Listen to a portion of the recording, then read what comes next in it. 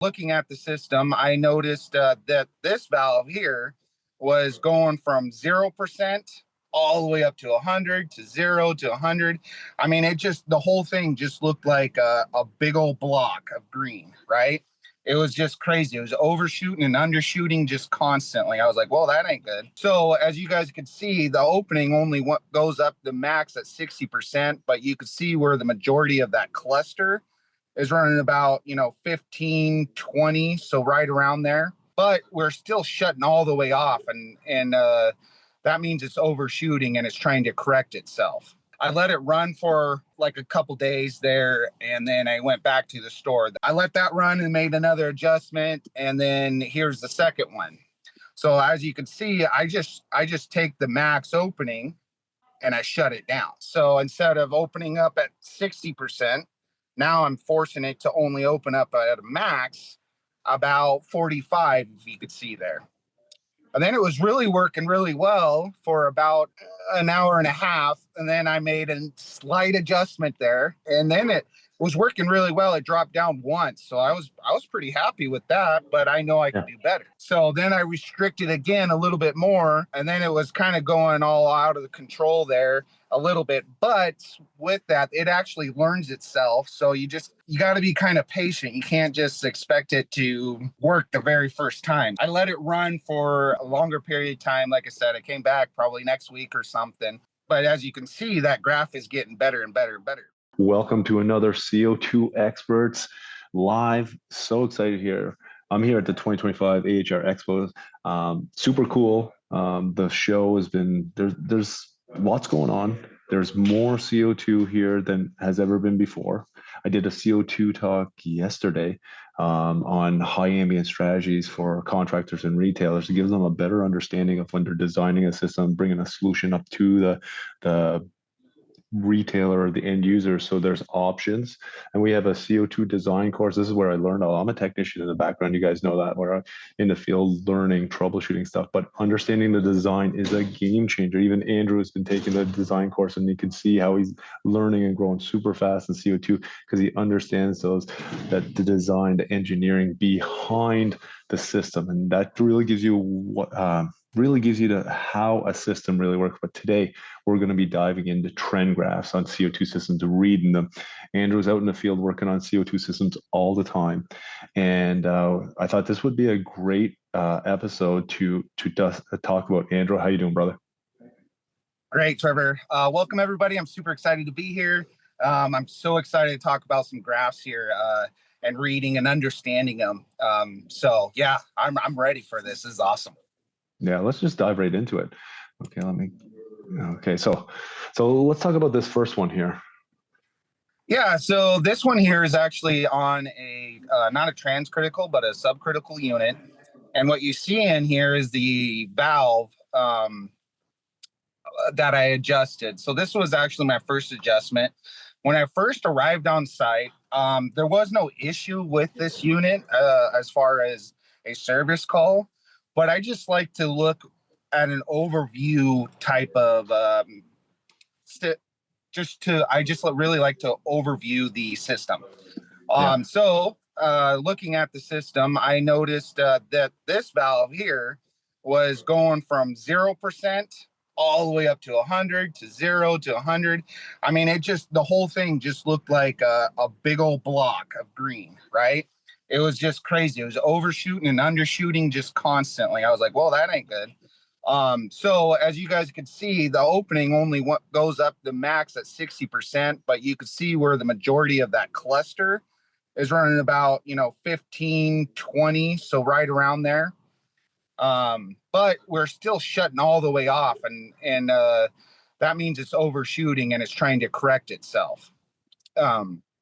So I let it run for a couple days there, and then I went back to the store. Unfortunately, the store was about 2.5 hours from my home location, so it's not like it was in my backyard. So anyways, I made that adjustment and it was just acting a whole lot better, but I knew I could do better. So I let that run and made another adjustment, and then here's the second one. So as you can see, I just take the max opening and I shut it down. Right. So instead of opening up at 60%, now I'm forcing it to only open up at a max about 45, if you could see there.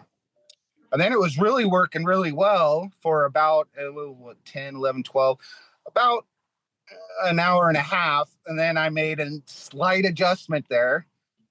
Oh yeah, And right it here. only, yeah, so that's where my second adjustment was right there. And then it was working really well. It dropped down once. So I was pretty happy with that, but I know I Yeah. could do better.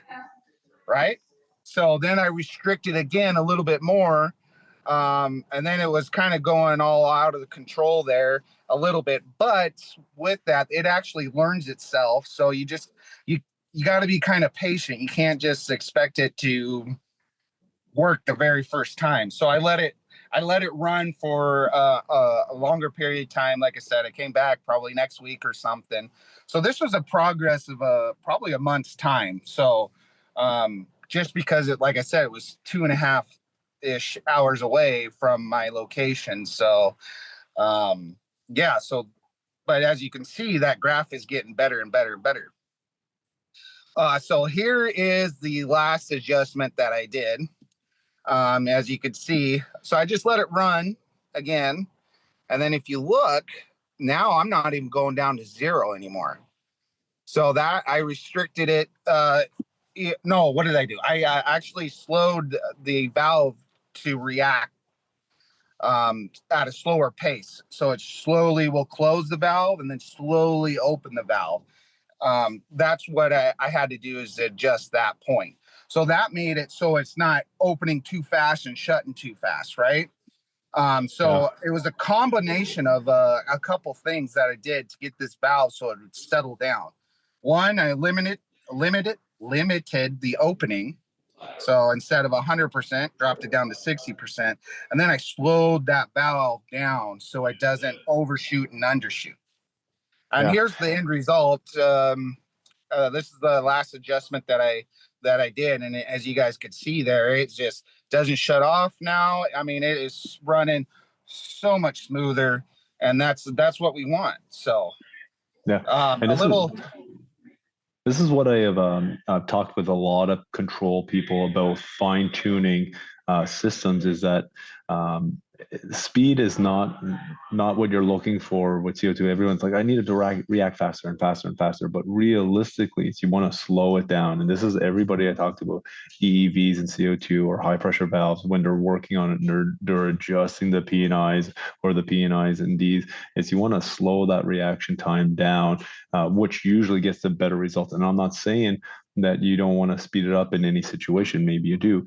The big thing is, though, is that you make one adjustment and you let it run for a little while. Make another adjustment, let it run for a little while. So this is a proactive approach, but it will take time to do it. yes, it does take time, and I like how the valve will actually start to learn itself and get better and better. But like I said, like you said, it takes time. So which And I so I want changed to the P and ID loop. I saw a question pop up there, so. Yeah, and so which parameter did you actually change? Do you remember offhand? Was it I the P? uh I think it was the P and Okay. I think it Yeah, was that's P and I. and we can dive into that into the different one, but we just want to show you when you're adjusting any set points in a valve that you want to make one adjustment. It's just like a TX valve. You don't make adjustment and then 2 minutes later you make another adjustment and 2 minutes later you make another adjustment because it's Right. not there. You got to let it run, and you can see there's a bit of time here of the run time. Like there's 15, probably right here, depending on exactly when you adjust it. Could have been even around here when it starts to Yep. wind out and start to fine tune. Awesome. Yeah. So that was a cascade. So speaking of a cascade system, were those EV controls on the uh plate heat exchangers. Those plate heat exchangers are designed for um vapor, so latent heat. So it if that condenser up on the roof or whatever, that desuperheater is actually causing it to drop into a subcool state, and it could actually mess up that those valves there. Yeah, because this here had two different EEVs on it. I'm pretty sure you were talking to me about it. Yeah, Two so different circuits. Yep, this one had two EEVs. And of course, I did the same thing on the other valve. I'm just showing you one in these slides. But yeah, both valves were banging on 100, shutting off to 0, and then I got them to do that on my last adjustment. So it was definitely a way better, happier CO2 unit. So, and imagine how much energy savings they are actually saving at this point just by adjusting these valves. So it's a huge game changer when you could read a graph and see that there's actually a problem, but it's not enough of a problem to send an alarm out saying that there is a problem. If that makes sense. Totally makes sense, because one of the things me and Andrew talked about that we didn't mention is that he wasn't even here for this call. He was here to service something else at the store, and he just was taking a look, and then he noticed these valves. This store has been not running very good for a long period of time, it seemed like, and he was just investigating, and all of a sudden he seen that, and he was like, "This is not right." And so he was letting me know that this is what he sees a lot out there, where you got to read these trend graphs. And if you're out there in the field and you're servicing this stuff and you see this, take a minute and take a look at it. If you've done it before, well, good. Maybe you can do one adjustment and come back to that store. But one of the big things is you gotta make sure you make the time to make that adjustment, and then make time to follow back up. Because if you make an adjustment and it's the wrong adjustment, and it starts to flood out a compressor or flood out a rack because you didn't spend enough time watching it, after this is for any valve, but after a defrost, as the curtains come down or whatever it is, you might not be there in that situation. You have to come back and look at that stuff, because that one adjustment could cause more issues. Yes. Yeah. You got to understand what's happening inside that system. If you could put yourself inside of it, man, you could really diagnose what's going on internally, what that refrigerant and oil is doing. So it's definitely important to understand all that information. But the key thing is understanding what is a good graph, and then you could say, oh man, there's a problem here. And that's how really I started here. Was I know what is a good graph, and then when I come across it, something, an example, this cascade system, is like, whoa, that ain't right. So it's huge. It's huge. So we as technicians need to know what is good, and then from there, then that's when we could figure out what is actually causing it to be bad. So Yeah. it's huge. It's huge to know what is a good graph versus, oh, there's a graph, right? Yeah.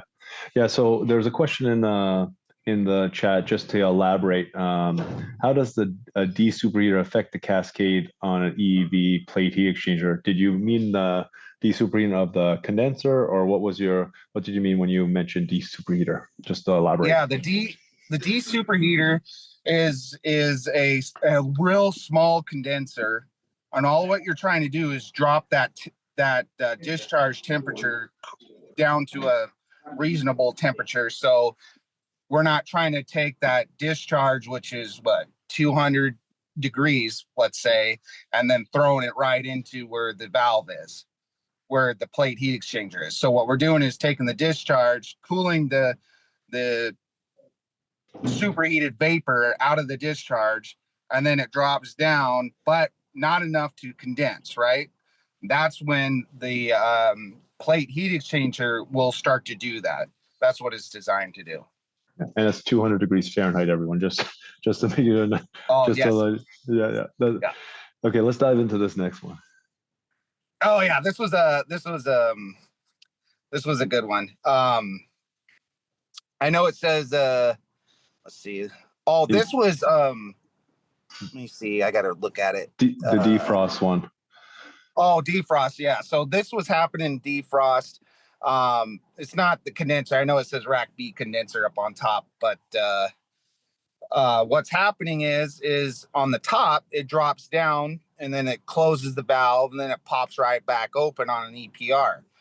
And then Yeah, if you look, so we should just give some context to this. So you mentioned that you got a service call, and then the cases were freezing up. They were continuing to freeze up. Is that right? I think you mentioned that to me, and then you were like, okay, well, let's figure out how and why they're frozen up again, because it wasn't the first time this happened, that Andrew mentioned to me. And then so he said that anytime that happens on a hot gas defrost system, there's two things that I like to check. I like to check the defrost temperature, I believe it is, and the EEPR percentage. So that was the first thing that you went in. You told me that you went to look at. correct. So yeah, background, this case, they said every 2 weeks that they have to completely de-ice it, and it's been going on like this for a while. So of course, when I hear that, I just pop up a graph because the graph tells the story. So when I look at this, is that when the graph on the very top drops down to 0, that means that valve completely shuts down. And then hot gas, it's reverse hot gas, so then it goes through. And then on the bottom is the temperature of the evaporator. So then that will go up and down. So what was happening here is that the unit actually wasn't going into hot gas sometimes, right? So anytime those things spike opposite, that means it actually goes into defrost. Yeah, right here. And then when the EPR shuts off, there's no spike. See that? That that means that it did not go into defrost during that time.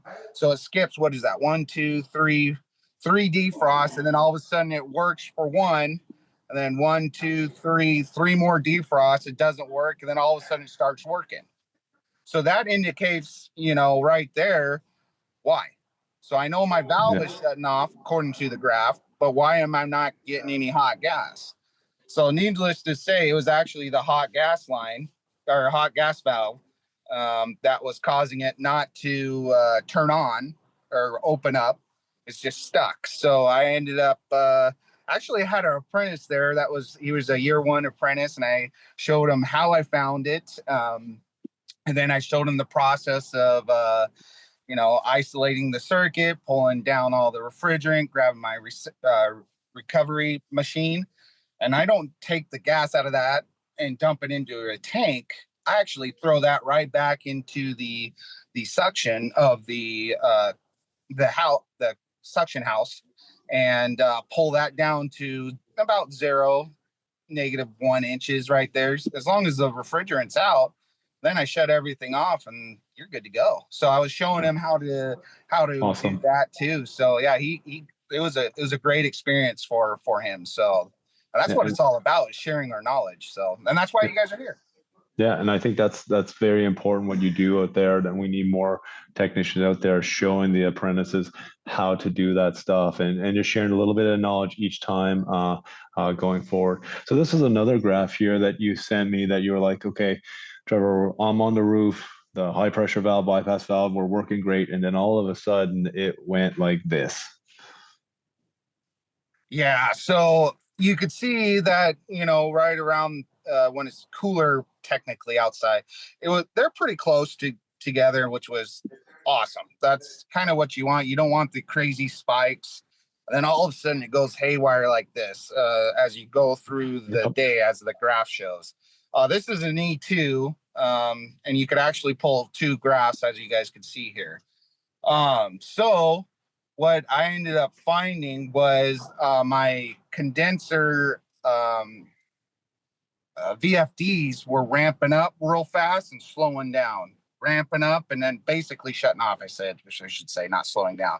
So it's just really inconsistent. So it was just all over the place. And knowing that we shouldn't have that, you have to slow things down, right? So that's all I did with the VFD, is I slowed it down. I wish I took a picture afterwards, but I got it right back to the very first section of that piece there. So it's just knowing what's happening in that system and what's causing stuff to jump all over the place. We just want to get everything real smooth. So when it's smoother, it's actually more energy efficient, which you're saving the customers the electricity bill on it. Yeah, and And one of this the is big where that fine tuning comes into yeah play with CO2. It's just, I mean, a lot of them you could just just get it in and it's going to work, right? But that's not, for me. I feel like that's only part of it. That's right. yeah So then we get to fine tune things and get everything in line. That's when those energy savings just right there comes into play. Yeah. And so it's not even the energy savings come, but the big thing is you can see the green line is the high pressure valve, the purple one's the gas bypass valve. The big thing is that if you don't have those valves working, then your EEVs aren't going to be working properly. And then if you have the flash gas bypass valve not working properly, but the high pressure valve is working, but the EEVs won't work. You need them all to be working in sync for a really good running system. If you have the fans fighting the valves, you're going to have an inefficient system. Things are going to go all over the place. And in this example here, Andrew's talking about the VFD running into an issue, but he sorted it. What was the thing with the VFD? And you might have sent it already, and I missed it. But what did you do with the VFD to get it back up and running? Because that was the issue. It was nothing to do with the valves or the controllers, correct? It was the VFD that was ramping up and shutting off. Yeah, the VFD was the issue here, and it was causing those fans to, like I said, go up to 100%, drop down to 0, and then it will bump up to 100%. It was just all over the place. So really, I adjusted. It was a 5-degree difference between the lowest set point of that HPV. So I moved it 5 degrees, and then I slowed down the I guess the quickness of how the VFD reacts to changes. So as soon as I slowed it down, it just got way smoother. Yeah, and this was for the fan VFDs, correct? Correct. Yeah, because you have VFDs and compressors. We just want to be clear on that. Yes. What's working? So the fans are fighting the valve, and this is no different than in supermarket applications. I've seen this time and time again with an A8 and an A9 and fans and split condenser. If you don't have the split condenser set up with the fans and with the A8 and A9, you're going to run into a similar issue. So just want to let you know if you're working on supermarket applications right now, CO2, a lot of the things are very, very similar. Very similar. Okay, so this was a really cool. It was actually my very first CO2 leak, and I thought it was the neatest thing ever. So we had this store. I had to add 200 pounds of refrigerant in the middle of the night. Of CO2. I shouldn't say, I guess, yeah, CO2. And then I came back the next morning after I got it up and running, and I started a leak check. So I feel like what's funny about leak checking with a CO2 sensor is that we breathe out CO2. So your meter actually will start going off. This is the first time, like I said, I've worked with leak checks the CO2 unit. And I thought that was very interesting. I caught on to it really quick because I was experimenting with that, but I thought it was unique. So if there's a group of people sitting there talking, it actually goes a little up when you get close to that group, and then it will fall down as far as your parts per million. So anyways, I was leak checking the whole store, and then this one was unique because it was on a meat case, and I was going across the whole lineup. It was about 40 feet of meat, and all of a sudden it would just spike up only like so I was running about 100 parts per million, but this will spike up to about 350 in this one area, and then it will settle back down. So I knew something was going on, but I didn't know what, right? So I like check the whole store, come back to this, and I pull all the product, and then I was hearing this tick, tick, tick, tick, tick, tick, tick, tick, tick, tick sound. I go, what is that? That's weird. I go, it must be the fan hitting something. So I pull the pan covers off. I look, and I could see dry ice dropping from the corner, right where that red mark is for your Yeah, right. It's a little up more, but yeah, basically right there. It was crazy. So it was at that triple point, and it was hitting the back of the air curtain, and it was causing it to tick, and you could see the dry ice fall. It was gnarly. It was so gnarly. I only came Yeah. across that once out of my whole career too, so it was cool. But that's the thing. You're gonna find leaks, and then the same thing. He the proper practices. You know, pump out the whole circuit, get all the CO2 out, and then use your recovery unit, get the rest out, and put it back into the system if you can. Some people will bleed it off, but once again, I talked about this before. When you're bleeding off CO2, there's still oil, POE oil, and that stuff. So that'll be out in the vapor. So you got to try to save as much as possible and put it back in the system because this does cost money. And then the same thing, he doesn't just open up the liquid line when he starts it back up after he does a leak check. He opens the suction very slowly, gets some more CO2, and then checks it with his either soap solution or leak detector again to make sure he did fix the leak, and then fully open the suction and then open up the liquid and do this in that safe process, which is super, super important. I mean, Andrew talk about this all the time, so that's just following up a little bit more with that.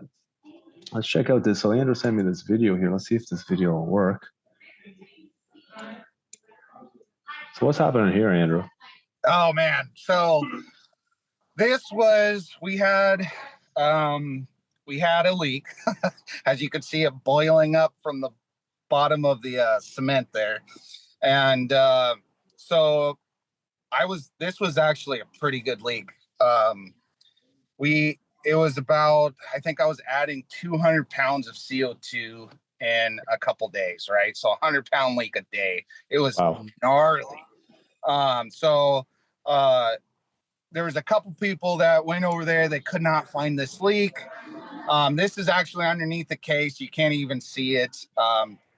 So this was me pulling the panel off just to give you guys a perspective of what happened here.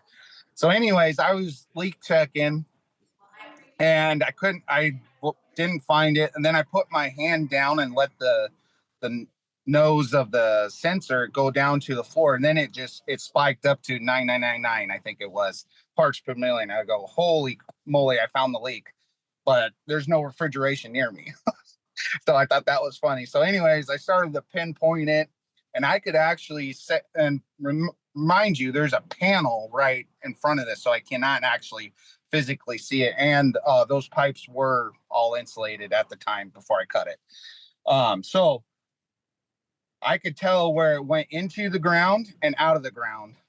And there were, by leak checking it, it was that crazy of a leak. I mean, 100 pounds, it was 100 pounds a day. So now we had to, isolate the system and repipe it, and then figure out what happened, right? That's the next thing, because anytime you do any underground work, you always pressurize your circuits, right? Yeah. It's just what you do. That's normal operation. So we repiped it, got everything up and running, and then I didn't do the repiping. I had my construction crew do it, and then I came back and figure out what's going on. So I had an apprentice at the time, and what I love to do with talking to apprentices or anybody new into CO2 is give them a layout of what to expect. Then I'll go into the machine room and point out all the valves and what's happening in these locations. And then we'll start figuring out what's going on. So I had him hook up the gauges to the flash tank, and the flash tank should have been running about 510, 520 pounds. And then I was at the E2 looking at all the points, checking pressures, whatever the temperatures, with the E2. Then I hear him yell my name, and I look over, and to see what was going on. He goes, "What's the pressure should be?" I go, it should be about 510, 520, something like that. And then he freezes and just shakes his head. I was like, what's going on? And he goes, it's 800 pounds. I go, there's no way it's 800 pounds. So I ran over there, looked at the gauge. It was at 800 pounds. I go back to the E2 and pull up the graph. I was at 510 pounds. I was like, Wow. oh man, that transducer is way wrong. That's what's going on. So, as we know, if you get bad information in, you get bad output, right? So I isolate that pressure transducer and I'm going to change it. And when I take it off, it was so full of oil. So that was Wow. causing a buffer in there. So I got all the oil out. I routed the piping so it doesn't flow down, so it flows up. So gravity takes effect, so we don't get any oil in there. I put that pressure transducer in there, and then the rack just calms way down. And then I check the pressure transducer again to see, make sure, and it's reading correctly according to my gauges. Wow. So the next question becomes, if I'm running at 800 pounds, was one, why, which we figured out, but what else should I have done? What else should have happened at 800 psi?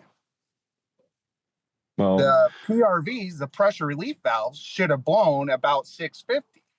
So wow. Yeah. now, so now I'm questioning, why did not that not go, right?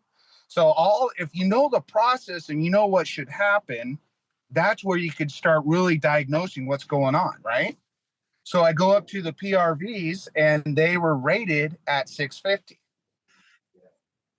So, of course, I'm like, oh, the PRV is bad, obviously, because that should have blown, especially at 800 psi. So I go and change out the PRVs. But yeah, that was one of the most craziest service calls Yeah. that I've ever had come across with CO2. Wow.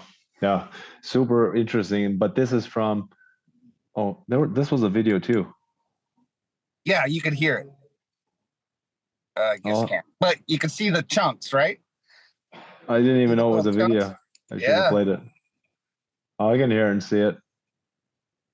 yeah, you could see the chunks flying down. It was just hitting the back, and like I said, it was ticking. It was the craziest, weirdest experience. Like I said, and I've only came throughout my career with CO2 right now. That's the only time I've ever come across that triple point action. It was pretty neat. Yeah, I love it. So, Andrew, what are a few tips that you'd like to give technicians who work on CO2 on about trend graphs and some of the things? We talked about quite a few of them today already, but do you want to rehash on some of the importance of reading trend graphs and understanding them? Yeah, I would go to a system that you know that's operating right and just pull up the valves that are there that actually you could see controls and see what it's actually doing and how it's reacting.